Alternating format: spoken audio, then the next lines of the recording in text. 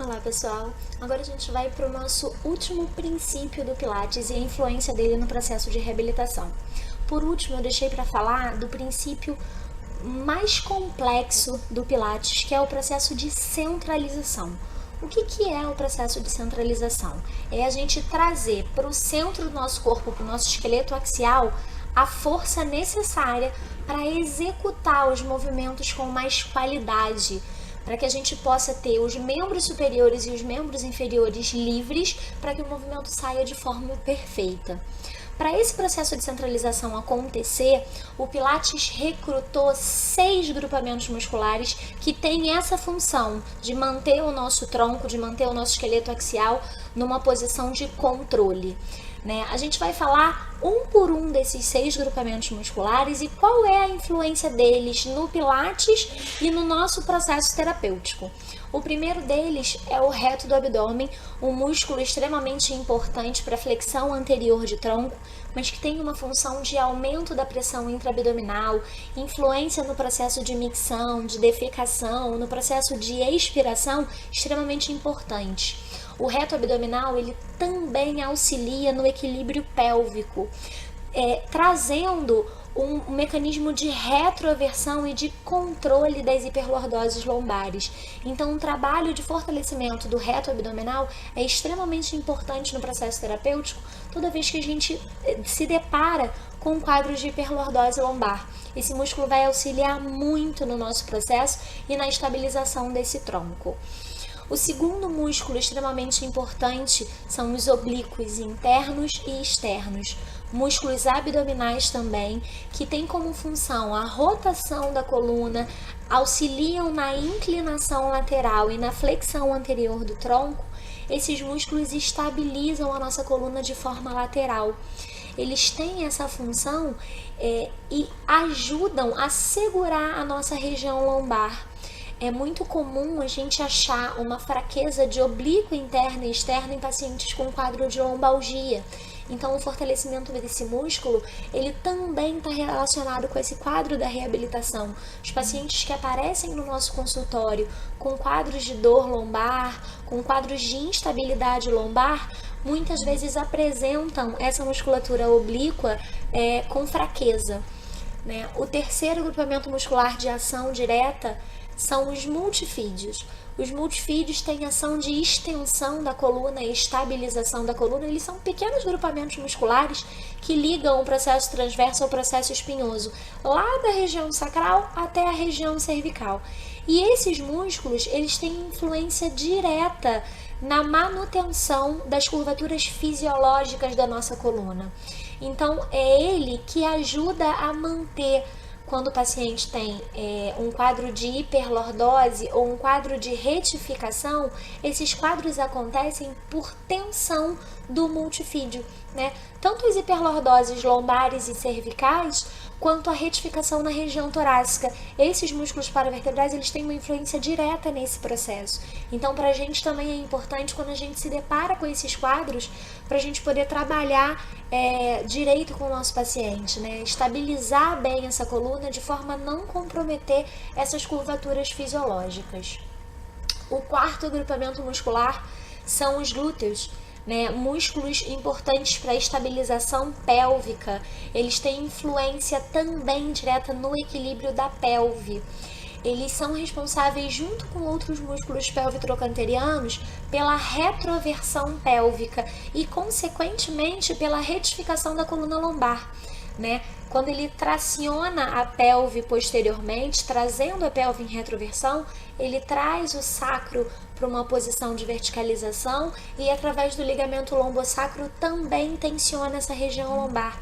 Então, os glúteos, eles também precisam estar com o movimento equilibrado, precisam estar com uma contração adequada para provocar esse equilíbrio da pelve.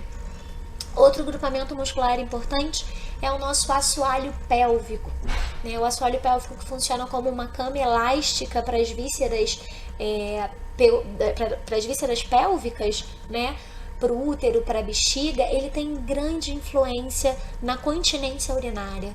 A fraqueza dessa musculatura leva muitas vezes ao quadro de incontinência, a um quadro de falha do sistema urinário. uma queda uterina. Então, o assoalho pélvico, ele tem como função essa sustentação, né? Eles trabalham a fim de deixar esse peso das vísceras, né, acomodar o peso das vísceras sem que aconteça queda.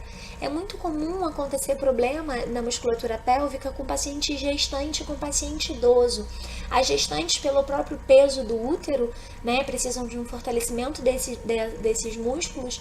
E nos idosos, como ele está relacionado direto ao esfíncter, é muito comum o idoso relatar pra gente que tem uma incontinência de esforço. Aquela incontinência de quando ele tosse, quando ele espirra e ele perde um pouco de urina, isso acontece por fraqueza dessa musculatura.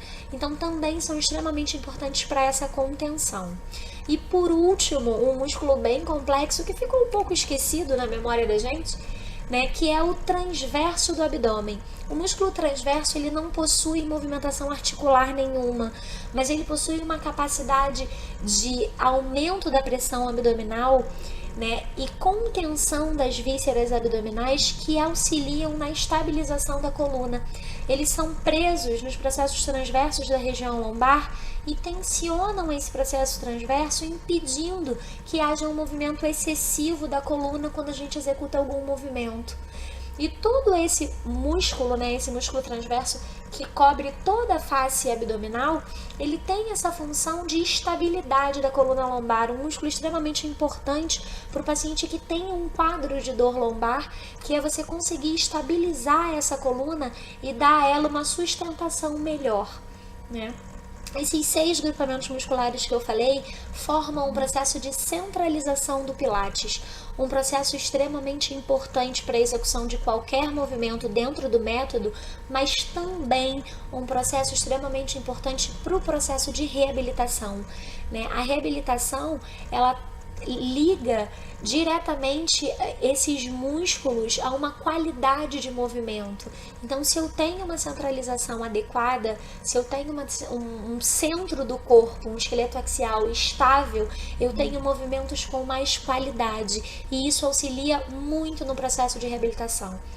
Essa centralização, junto com o processo respiratório que a gente falou no vídeo anterior, eles formam um conhecido powerhouse, a casa de força do Pilates. E funciona mais ou menos assim, fácil para vocês visualizarem, né? O assoalho pélvico faz a parte de baixo dessa nossa caixa de força, né?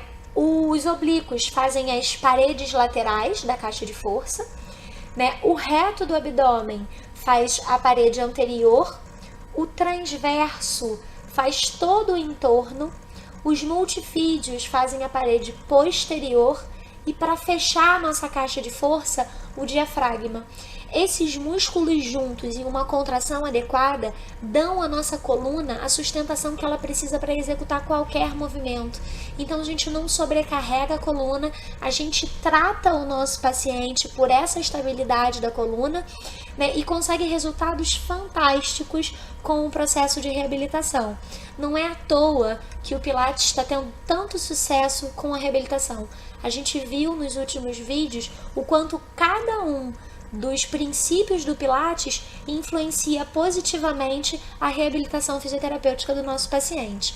Então, vamos respeitar os princípios e não esquecer, Pilates terapêutico é baseado nos princípios, sim, e sem esses princípios não existe Pilates. Respiração, centralização, concentração, fluidez, controle e precisão. Se não tem esses princípios, não tem Pilates terapêutico, e com o Pilates terapêutico, o nosso paciente tem sucesso com certeza. Então, vamos aplicar os princípios e a gente se vê no próximo vídeo, pessoal.